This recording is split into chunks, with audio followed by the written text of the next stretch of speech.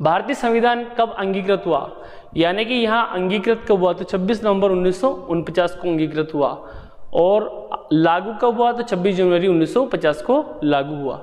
किस अनुच्छेद में अस्पृश्यता निषेध, अस्पृश्यता यानी कि छुआछूत का निषेध का उल्लेख है, तो अनुच्छेद 17 के अंदर अस्पृश्यता का अंत का उल्लेख है।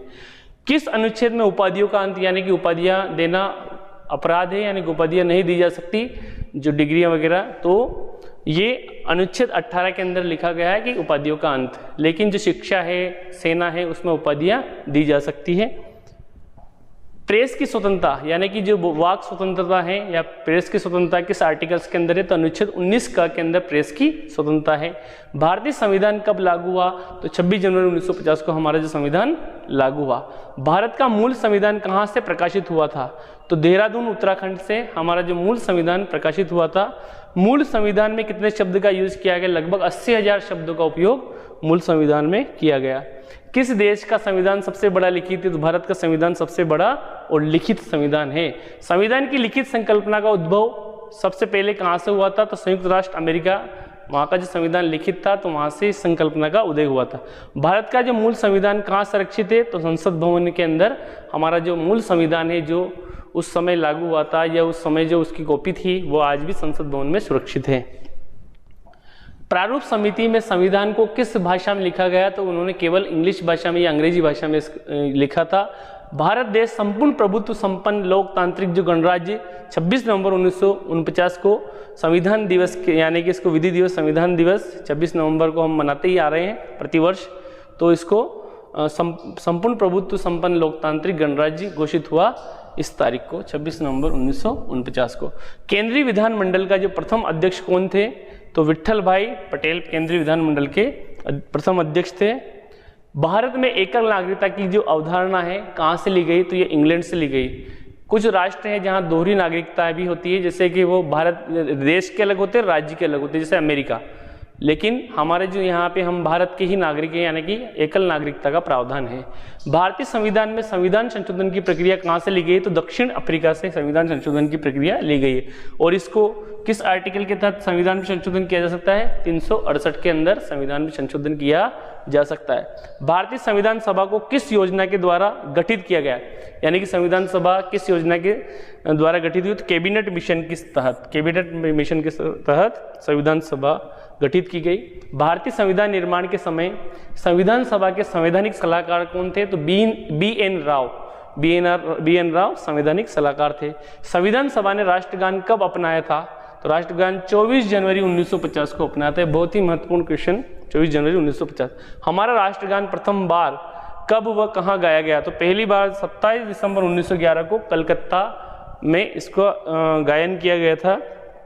भारत की अंतरिम संसद में कितने सदस्य थे, तो 296 अंतरिम सदस्य में अंतरिम जो संसद में सदस्य थे। भारतीय संविधान सभा में कुल कितनी महिला थी, तो टोटल जो महिला थी 15 महिला थी। भारतीय संविधान निर्माण हेतु कुल कितने अधिवेशन हुए, तो कितने जो अधिवेशन हुए 12 अधिवेशन हुए, यानी कि जो 9 दिसंबर 1946 से लेके 26 नवंबर 1949 तक कुल 12 अधिवेशन हुए भारतीय जो संविधान निर्माण प्रक्रिया में।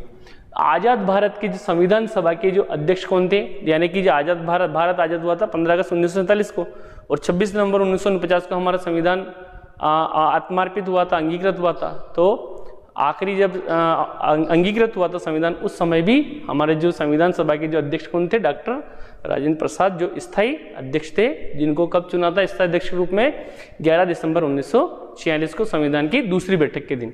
भारत के प्रथम राष्ट्रपति के रूप में डॉक्टर राजेंद्र प्रसाद का चुनाव किसने किया, तो देखिए उस समय चुनाव आयोग नहीं था,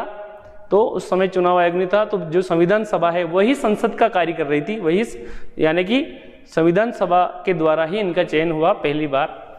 स्वतंत्र भारत की जो लोकसभा का जो पहला लोकसभा अध्यक्ष कौन थे, जीवी मावलंकर, यानी कि जीवी मावलंकर। लोकसभा अध्यक्ष को हम स्पीकर भी कहते हैं, तो स्पीकर लोकसभा अध्यक्ष। जब राष्ट्रपति संयुक्त अधिवेशन बुलाता है लोकसभा और राज्यसभा को साथ में, तो उस समय उसकी अध्यक्षता भी लोकसभा अध्यक्ष करता है। और कोई जो विधेयक है, वित्त विधेयक, धन विधेयक है या नहीं है, उसकी पुष्टि भी लोकसभा अध्यक्ष द्वारा की जाती है। तो जीवी मावलंकर जो प्रथम लोकसभा के अध्यक्ष थे, स्पीकर थे। भारतीय संविधान का सबसे बड़ा एकाकी सोर्स है, यानी कि जो भारत का संविधान का सबसे ज़्यादा प्रभाव किस पर पड़ता है, किसका पड़ता है हमारे संविधान पर, भारतीय शासन अधिनियम 1935, यानी कि 1935 का जो है इस अधिनियम का हमारे संविधान पर सबसे ज़्यादा प्रभाव पड़ता है, यानी कि इससे ज़्यादातर जो हमारे सोर्स लिए गए हैं। भारत क्या है, तो भारत एक राज्यों का संघ है, ये आर्टिकल 1 अनुच्छेद 1 में ही लिखा हुआ है। राज्यसभा की बैठकों का सभापति कौन होता है, तो राज्यसभा उपराष्ट्रपति होता है, तो राज्यसभा का पदेन सभापति भी होता है। तो अगर यह प्रश्न आए कि कौन उस सभा का सदस्य नहीं हो तो ये भी अध्यक्ष होता है, तो उपराष्ट्रपति यानी कि राज्यसभा का सदस्य नहीं है फिर भी उसका सभापति होता है, यानी कि अध्यक्ष होता है। संविधान के और राष्ट्रपति की नियुक्ति उपराष्ट्रपति की नियुक्ति कौन करते हैं, राष्ट्रपति करते हैं। संविधान और उपराष्ट्रपति अगर अपनी मान लीजिए अपने पद से इस्तीफा देना चाहे तो वो राष्ट्रपति को ही देते हैं। संविधान के किस संशोधन द्वारा मतदान की आयु 21 वर्ष से लेके 18 वर्ष की गई थी, तो ये 61वां संविधान संशोधन जो 1989 के अंदर हुआ था, इसमें जो मतदान की जो आयु है 21 वर्ष से घटाकर 18 वर्ष कर दी गई थी। भारत में जो आज़ादी के बाद पहली बार आम चुनाव 1952 में हुए थे, ध्यान रखना। भारत के प्रथम जो वायसराय कौन बने थे, तो वायसराय प्रथम थे लॉर्ड कैनिंग। और भारत के जो प्रथम गवर्नर जनरल तो लॉर्ड विलियम बेंटिंग, ये लॉर्ड विलियम बेंटिंग जो प्रथम गवर्नर जनरल थे। भारत के पहले मुख्य निर्वाचन आयुक्त थे सुकुमार सेन, भारत के पहले। किस अधिनियम के अंतर्गत बंगाल के जो गवर्नर जनरल को भारत का गवर्नर जनरल बना दिया गया था? पहले बंगाल का गवर्नर जनरल अलग था, भारत का अलग था। तो 1833 का जो चार्टर अधिनियम है उसके तहत बंगाल का जो गवर्नर जनरल वही भारत का गवर्नर जनरल रहेगा। भारत के मुख्य चुनाव आयुक्त की नियुक्ति कौन करते हैं, तो इनकी नियुक्ति करते हैं राष्ट्रपति। संसद किनसे मिलकर बनती है, तो संसद में तीनों चीजें शामिल है, राष्ट्रपति, लोकसभा और राज्यसभा।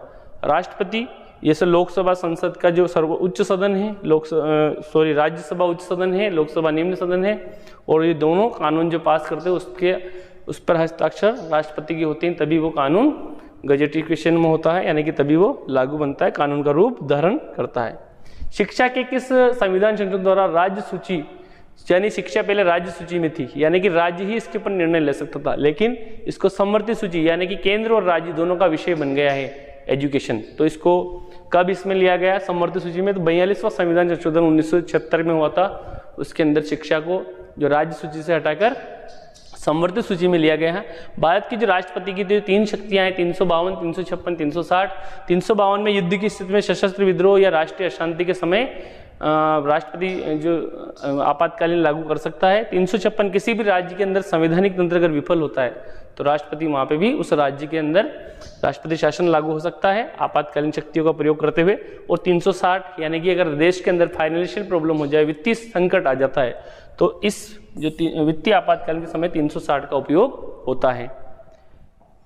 किसे भारत का लघु संविधान भी कहते हैं, तो 42वां संविधान संशोधन को भारत का लघु संविधान कहा गया है। संविधान सभा का प्रथम अधिवेशन कहाँ हुआ था, तो प्रथम अधिवेशन, यहाँ अधिवेशन पूछा गया, बैठक नहीं है, तो ध्यान दीजिए प्रथम अधिवेशन हुआ था दिल्ली में। टोटल अधिवेशन जो हुए थे 12 अधिवेशन, उसके अंदर पहला अधिवेशन दिल्ली में हुआ था। संविधान सभा में उपस्थित सदस्यों ने संविधान पर हस्ताक्षर किए थे, यानी कि कितने सदस्यों ने संविधान पर हस्ताक्षर किए थे, तो 284 सदस्यों ने संविधान पर हस्ताक्षर किए थे। भाषा के आधार पर राज्यों का पुनर्गठन कब हुआ था, तो भाषा के आधार पर राज्य का पुनर्गठन, राज्य की जो मांगे बढ़ी कि हमारा इस भाषा के आधार पर राज्य का निर्माण किया जाए, तो 1956 के अंदर डॉक्टर जो फजल अली की अध्यक्षता में, और पहला जो राज्य बना था आंध्र प्रदेश, यानी कि पहला राज्य क्या था आंध्र प्रदेश, उसका आंध्र प्रदेश का गठन हुआ था किसके आधार पर, भाषा के आधार पर। मार्ले मिंटो सुधार बिल किस वर्ष पारित हुआ, मार्ले मिंटो 1909 में, जबकि मोंटेग्यू चेम्सफोर्ड जो सुधार है वो 1919 में। तो मार्ले मिंटो 1909 में, मोंटेग्यू चेम्सफोर्ड 1919 में। इसी दौरान एक घटना होती बंगाल विभाजन, जो कि 1905 में बंगाल विभाजन हुआ था, और 1911 के अंदर वापस बंगाल विभाजन जो है उसको खारिज कर दिया गया था। बलवंत राय मेहता कमेटी का गठन किसके लिए गया, पंचायती राज से इसका संबंध है। और पंचायती राज के अंदर उन्होंने क्या सुझाव दिए कि पंचायती राज है 3 स्तर की होगी। नंबर 1 जिला परिषद, नंबर 2 ब्लॉक स्तर पर पंचायत समिति, और ग्राम स्तर पर उन्होंने बताया था कि एक ग्राम पंचायत होना चाहिए। किस अनुच्छेद के द्वारा 6 से 14 वर्ष तक के जो बच्चे हैं उनके लिए शिक्षा का अधिकार मूल अधिकार माना गया है? तो आर्टिकल जो 21 का या 21A के अंदर क्या गया है कि 6 से 14 वर्ष तक के जो बच्चे हैं उनके लिए अनिवार्य जो एजुकेशन है RTE वो लागू की गई। 74वें संविधान संशोधन द्वारा भारतीय संविधान में कौन सी अनुसूची जोड़ी गई? तो 12वीं अनुसूची जोड़ी गई। तो टोटल अनुसूची है, जब भारत राज्य संविधान लागू हुआ था उस समय 8 अनुसूचियाँ थी, तो 4 अनुसूचियाँ और बाद में जुड़ी, और आखिरी अनुसूची कौन सी है? 12वीं अनुसूची जोड़ी गई। तो आज के समय कितनी अनुसूचियाँ हैं? 12।